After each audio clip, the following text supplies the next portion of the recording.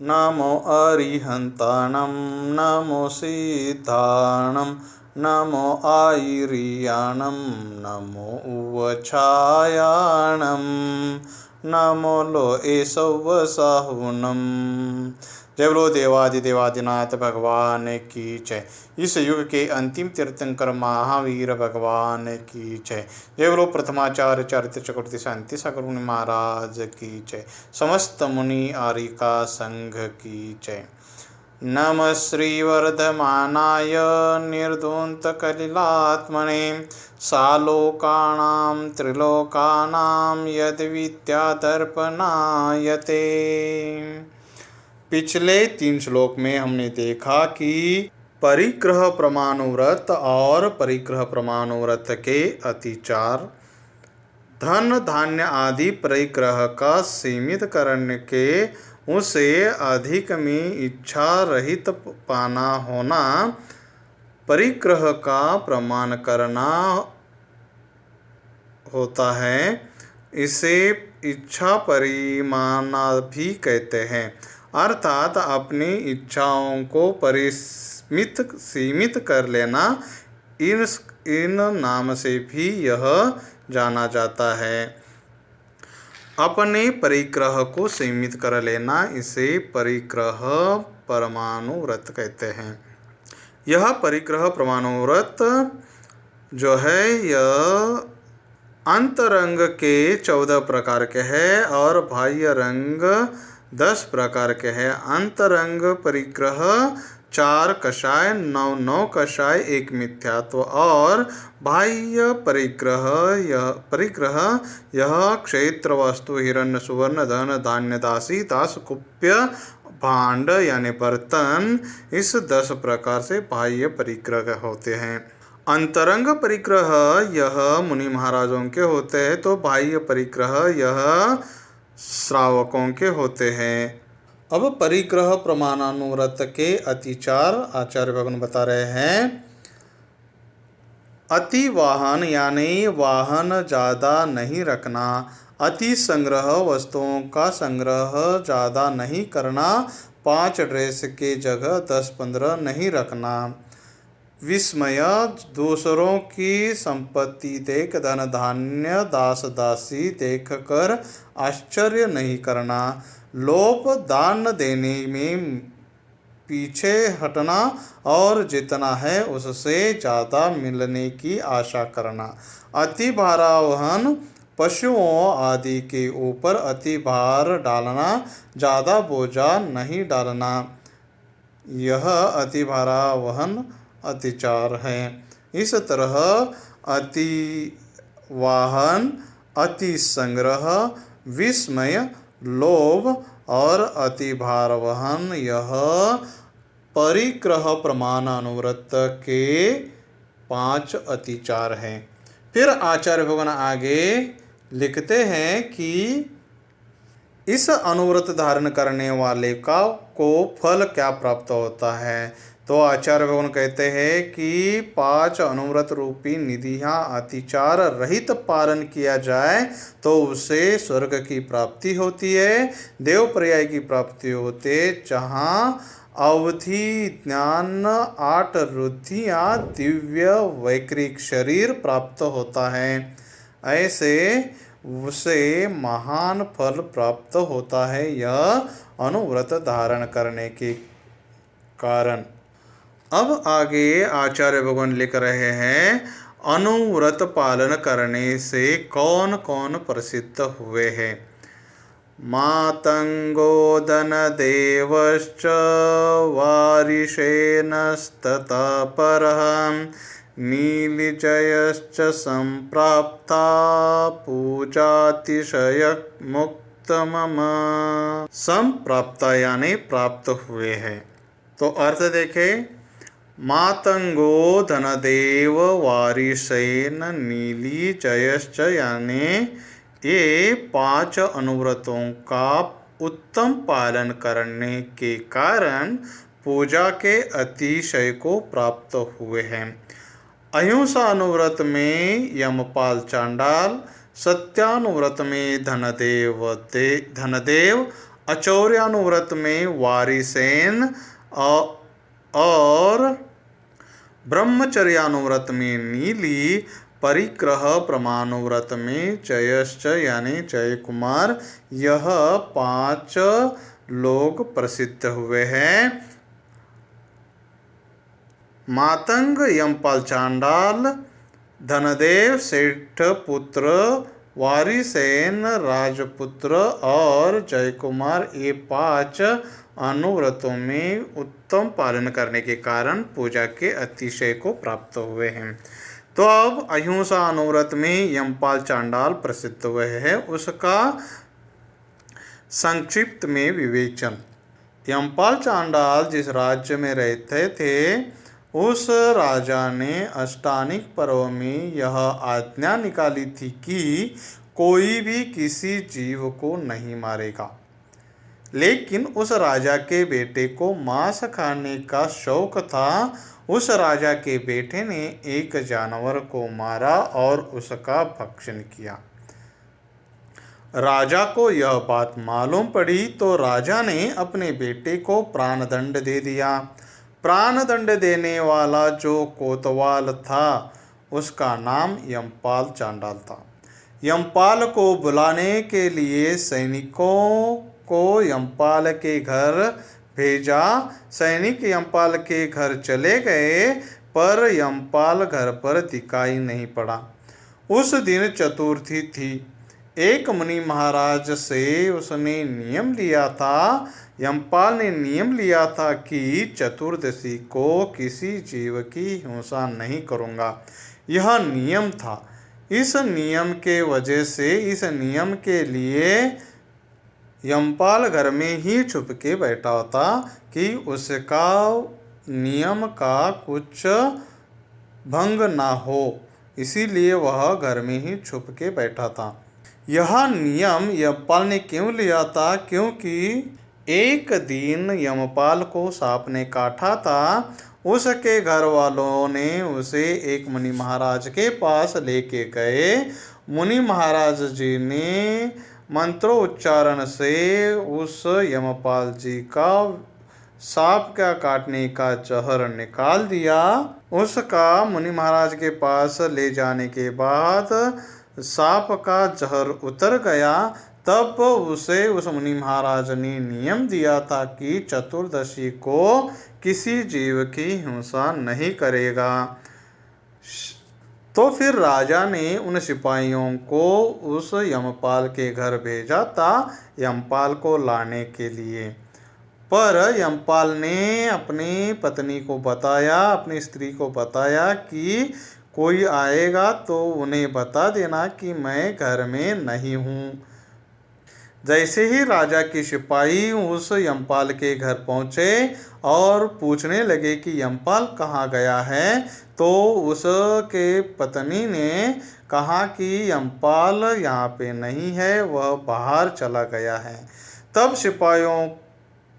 तब सिपाही बोले कि यह यमपाल भी कितना अभागी है, आज राजा के बेटे को ही मारना था। उसके शरीर पे जितनी भी स्वर्ण आदि मुद्राएं आदि अलंकार आदि थे, वह सब यह यमपाल को मिल जाता।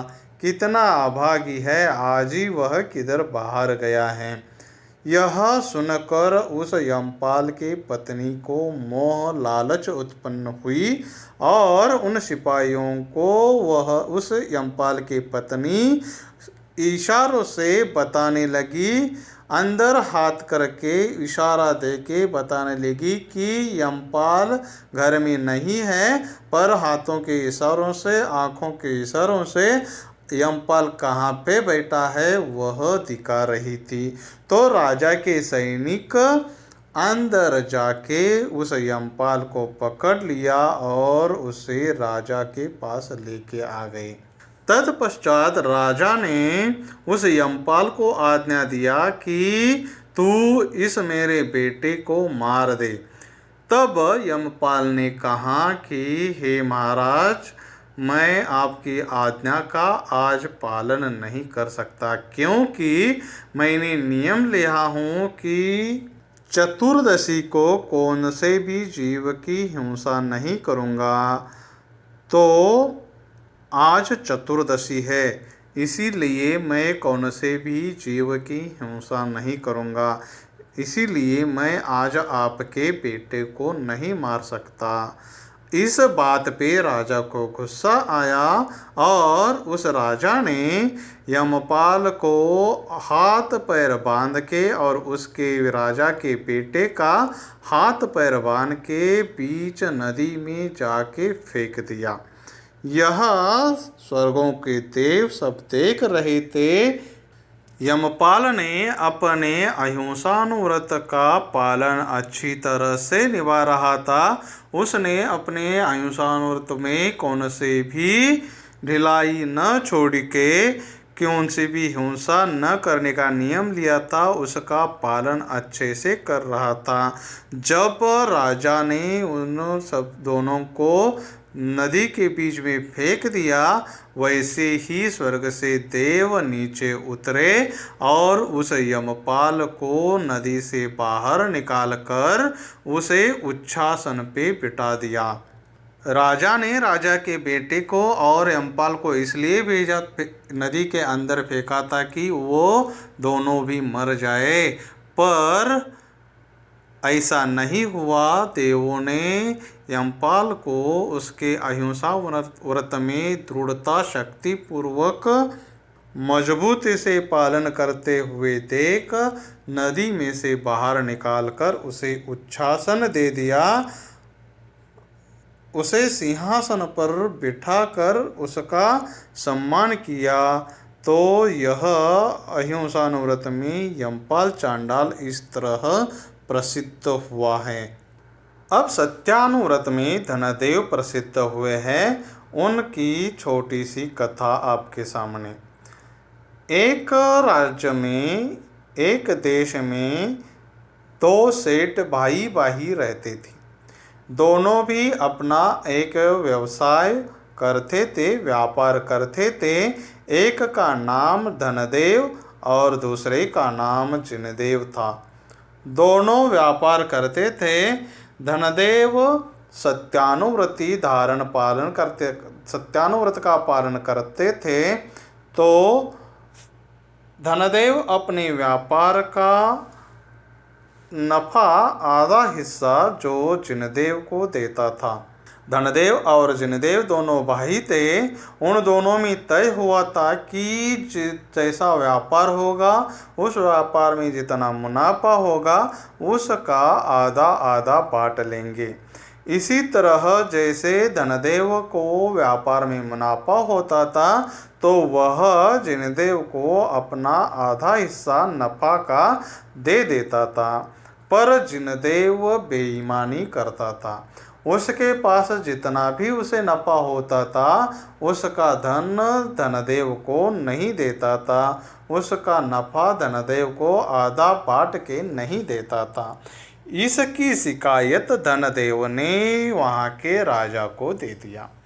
तब वहाँ के राजा ने धनदेव को और जिनदेव को दोनों को बुलाया और उन दोनों की पूछताछ की। तब जिनदेव ने राजा को कहा कि हे राजन, मैं मेरे भाई को कभी भी फंसाता नहीं। मैं अपने व्यापार में बेईमानी नहीं करता।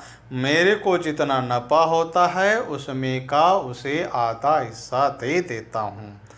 पर जब राजा ने दोनों की बात सुनी, दोनों ने ही मैं देता हूँ कहा, तब राजा ने दोनों को शिक्षा स्वरूप उनके हाथों में अंगार रख दिया। जब धनदेव के हाथ में अंगार रख दिया, तब उस धनदेव का हाथ नहीं जला। पर जब जिनदेव के हाथ में अंगार रखा, तब उस जिनदेव का हाथ जल गया।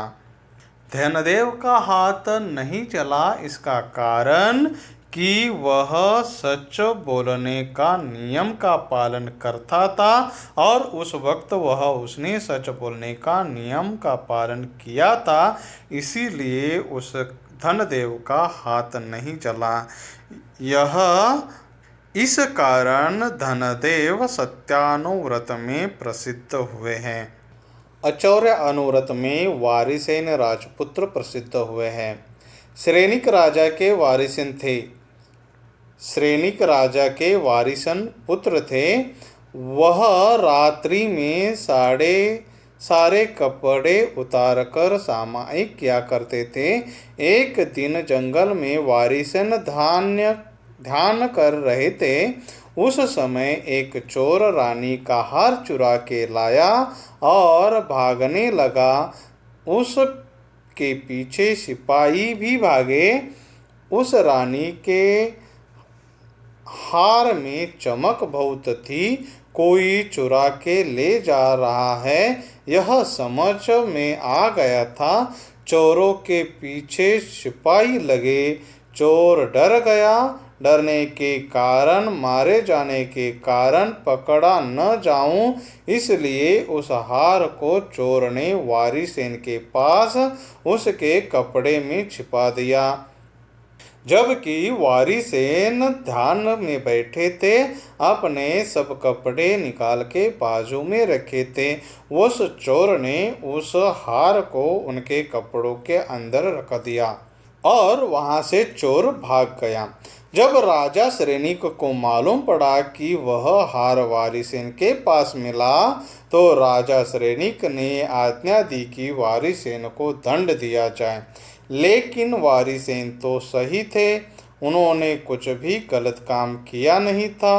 वारिसेन को लाया गया, उसे दंड दिया गया। तब देवों ने उसकी रक्षा की। वारिसेन यह देखकर विरक्त हो गए और उन्होंने मुनि अवस्था का धारण कर लिया। उनके ऊपर जो चोरी की आरोप लग गया था, वह गलत हो गया। इसीलिए वे चोरी न करने के व्रत में प्रसिद्ध हुए हैं। ब्रह्मचर्यानुव्रत। इसमें नीली नाम की एक सेठ की पुत्री प्रसिद्ध हुई है। एक जैन सेठ थे। उनके पुत्री का नाम नीली था। उस नीली के ऊपर बौद्ध धर्म पालने वाला युवक अत्यंत आसक्त था। वह नीली से शादी करना चाहता था।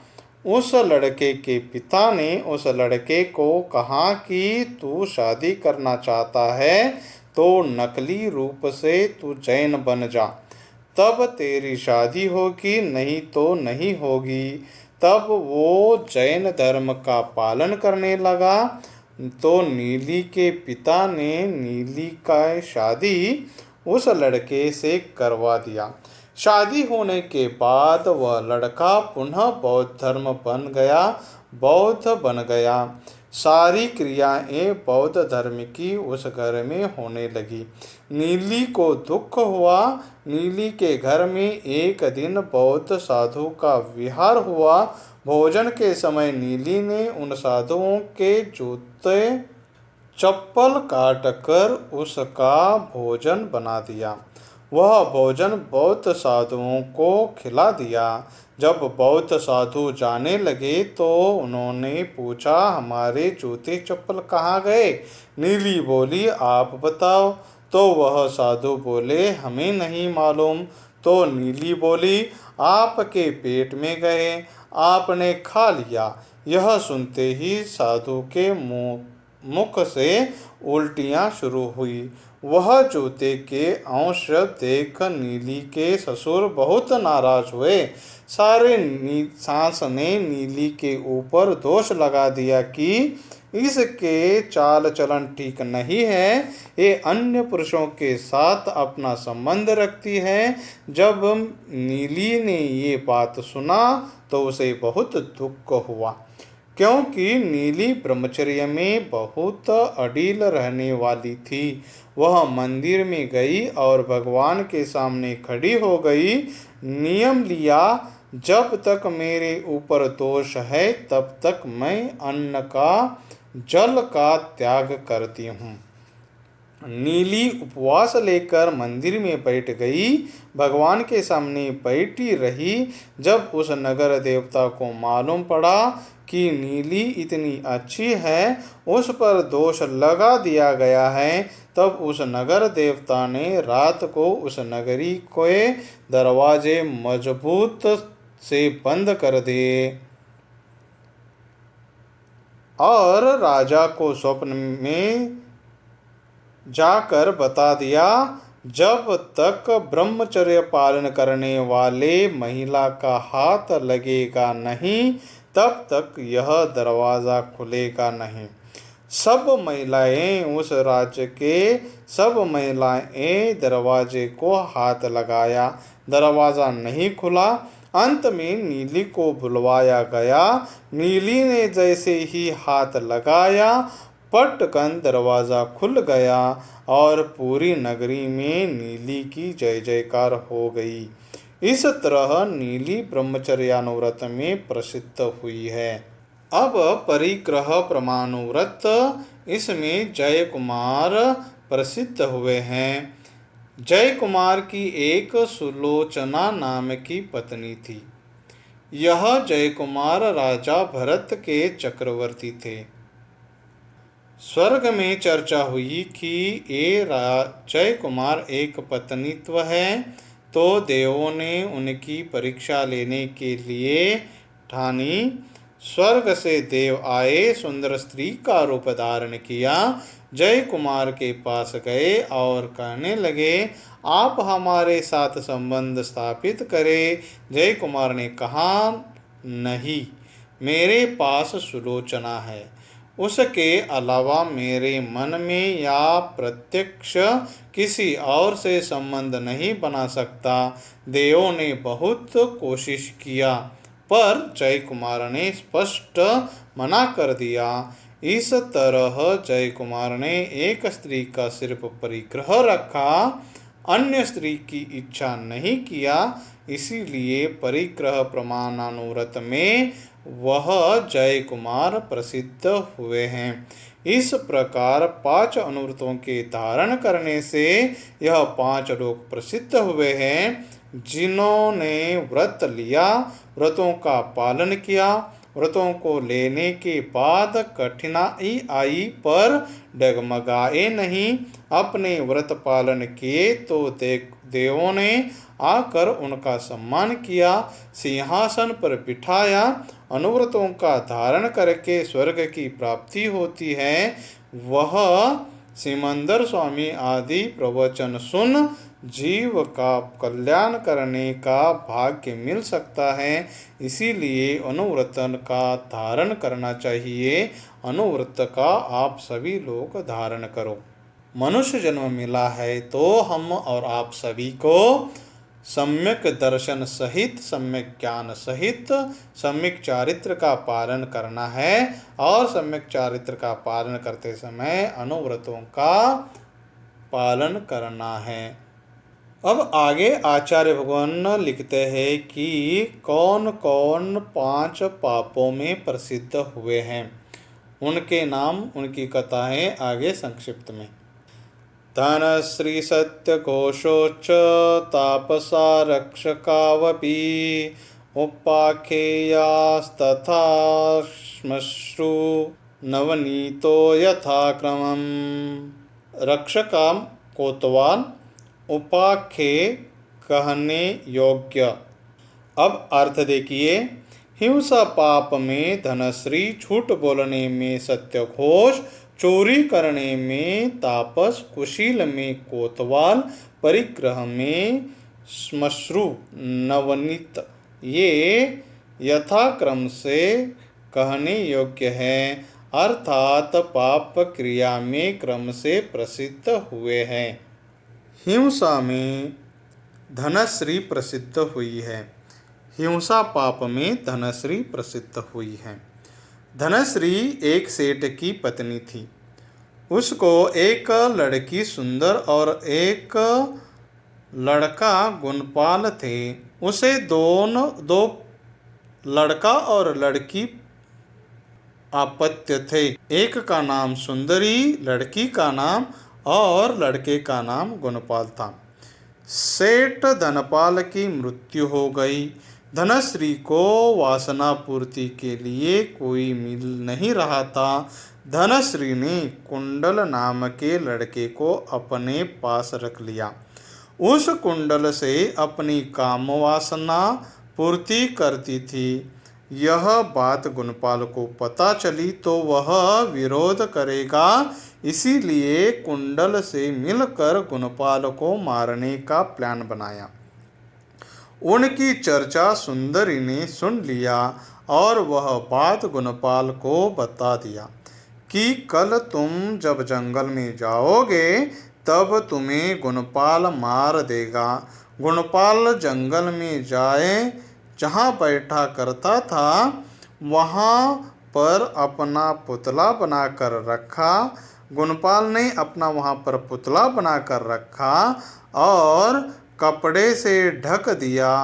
कुंडल वहाँ गया, उसने देखा कुंडल बैठा है, गुणपाल वहाँ पे बैठा है, तो उसने तलवार से सर काट दिया। गुणपाल वहाँ नहीं था, पर गुणपाल को पता चला कि कुंडल वास्तव में उसे मारने वाला था, उसे मारने आया था। तो गुणपाल ने कुंडल का तलवार से सर काट दिया और वह वापस घर चला गया। यह बात जब धनश्री को पता चला तो उसने गुणपाल को मार दिया। यह बात राजा के पास पहुंची। राजा ने धनश्री को मृत्यु दंड दे दिया और धनश्री मरण करके नरक गई। इस तरह हिंसा करने में धनश्री प्रसिद्ध हुई है। अब झूठ बोलने में सत्यघोष प्रसिद्ध हुए हैं। राजा सिंहसेन के पुरोहित का नाम सत्यघोष था। वह कहता था कि मैं सच बोलता हूँ। वह अपने जनेऊ में एक कैंची भी रखता था और कहता था कि मैं जब झूठ बोलूं तब अपनी जबान इस कैंची से काट लूँगा। इसीलिए इस कैंची को मैं साथ में रखा हूँ। एक बार व्यापार के लिए समुद्रदत्त सेठ को विदेश जाना था, तो वह अपने 5 कीमती रत्न सत्यपाल के पास रख गया। जब समुद्रदत्त विदेश से लौट रहा था तब उसका जहाज समुद्र में फट गया था। उसी कारण संपत्ति नष्ट हुई थी। बहुत दुखी था वह बेचारा, पर वह वापस सत्यपाल के पास आया और अपने मूल्यवान 5 रत्न वापस मांगने लगा। सत्यघोष समुद्रदत्त को पहचानने से इनकार कर दिया। कौन से 5 रत्न? कौन है तू? किसको दे दिया? किसको दे के गए थे? तुम भूल गए हो। यह बात सुनकर समुद्रदत्त बहुत दुखी हुआ। उसका कोई सुनता ही नहीं था। सब लोग सत्यघोष को राजपुरोहित होने के वजह से सत्य बोलने वाला मानते थे। राजा के महल के पीछे पेड़ पर बैठकर समुद्रदत्त रो रहा था। वह कहता था कि कोई मेरे 5 रत्न सत्यघोष से दिलवा दो। ऐसा कह के वह रोता था। यह बात रानी ने जब सुनी तो उसने कहा, इसमें कुछ न कुछ गड़बड़ है। सत्यघोष ने समुद्रदत्त के 5 रत्न जरूर मारे होंगे, ऐसा रानी को लगा। इसीलिए समुद्रदत्त पागल जैसा हुआ होगा और रोता हुआ इधर उधर घूम रहा होगा। रानी ने सत्यघोष को अपने पास बुलवाया और उसके साथ खेल खेलने लगी। खेल में सत्यघोष हार गया और उस खेल में सत्यघोष अपनी जनेऊ और कैंची को भी लगा दिया। वह भी हार गया तो रानी ने अपनी दासी को चुपचाप जनेऊ और कैंची देकर सत्यघोष के घर भेजा। दासी ने सत्यघोष के पत्नी को कहा कि यह कैंची जनेऊ देकर सत्यघोष ने भेजा है और आपके पास जो समुद्रदत्त के रत्न है वह देने को कहा है।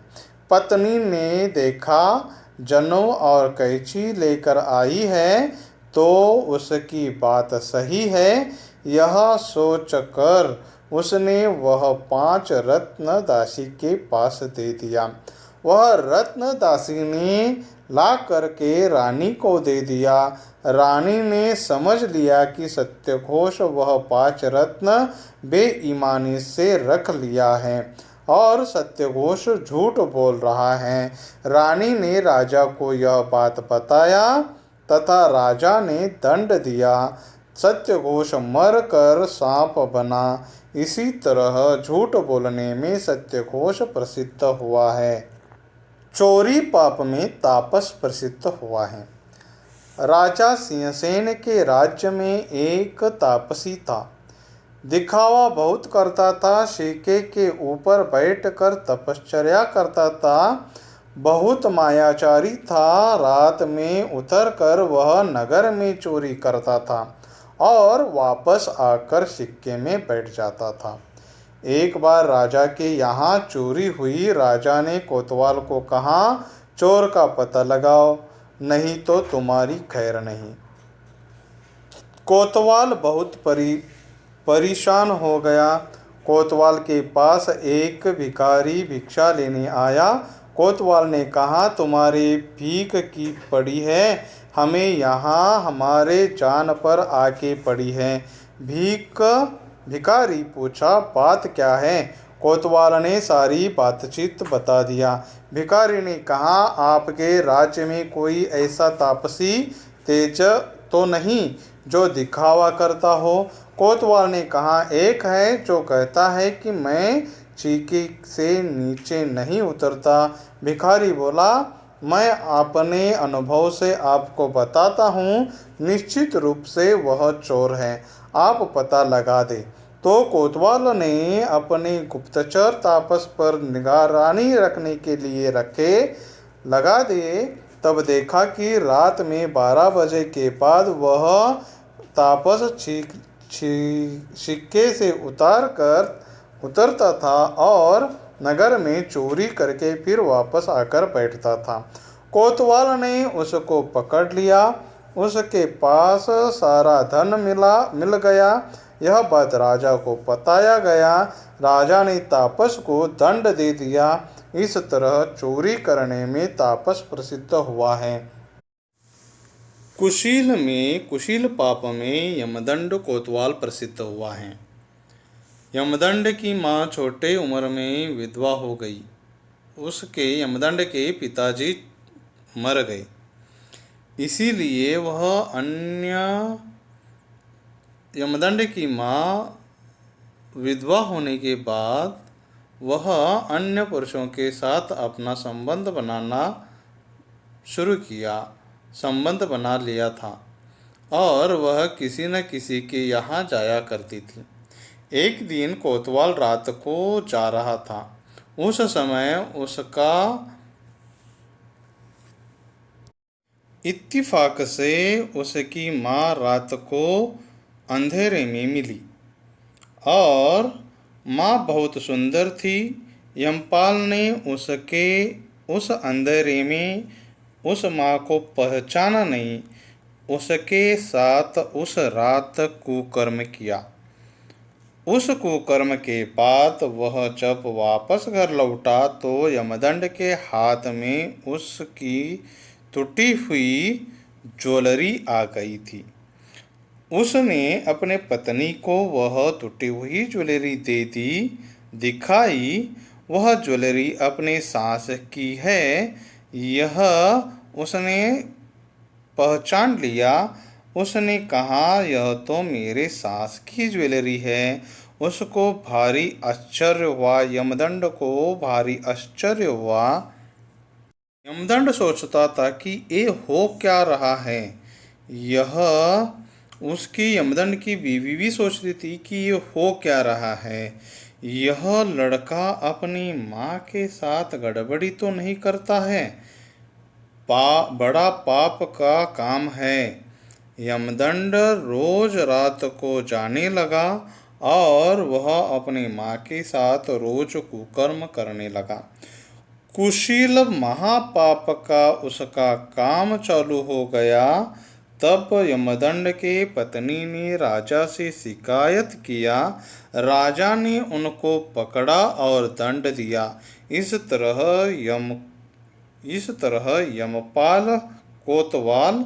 यमदंड कोतवाल यह कुशील में प्रसिद्ध हुआ है। परिग्रह पाप में श्मश्रु नवनीत प्रसिद्ध हुए हैं। एक सेठ का लड़का था जो लोभदत्त उसका नाम था। वह विदेश कमाने के लिए गया, लेकिन उसका सारा धन नष्ट हो गया। जब वह लौट के आया, वह गरीबी में था। उसने एक ग्वाले के पास छाछ मांगी। छाछ पीते पीते उसमें का मक्खन उसके मुंह को लग गया। उसने मूंछों से वह मक्खन निकाल के इकट्ठा कर लिया। अब वह रोजाना छाछ पीने लगा और उसकी मूंछों का लगा हुआ मक्खन इकट्ठा करने लगा। मूंछों में लगा हुआ मक्खन 5-6 महीने में बहुत इकट्ठा हो गया। वह इतना ममत्व उस मक्खन में रखता था कि मैं इस मक्खन के घी को बेचकर ये लूँगा, वह करूँगा, ऐसा बहुत कुछ सोचने लगा था। एक दिन वह सो रहा था, वहीं पर एक सिक्के पे वह मक्खन भर कर रखा था। नींद में सपना देखा कि मेरे पास बहुत मक्खन हो गया है। उसको बेचा, मकान लिया, शादी कर ली। उसकी पत्नी उसकी सेवा करने के लिए लगी, पर उसकी सेवा करने वाली पत्नी को वह पत्नी पैर वगैरह दबाने लगी। तब पत्नी पे गुस्सा आया। ठीक से पैर दबाने नहीं रहती है, ठीक से पैर दबा करो। उस पर पत्नी पर गुस्सा आ गया। उसने जोर से अपनी पत्नी को पैर से फटकार लगाया और वहाँ तुम्हें पैर दबाने को नहीं आता, बोला। उसके बाद जब उसने वह पैर मारा, वह पैर जिसमें मक्खन रखा था उस हंडी को जोर से लगा और पूरा मक्खन नीचे गिरा। नीचे दिया जल रहा था, उसके वजह से पूरी आग फैल गई। उसमें वह मरकर अत्यंत लालसा के कारण वह मरकर नरक में पैदा हुआ। यह सब सत्य कथा है, यह शास्त्रों में लिखा गया है।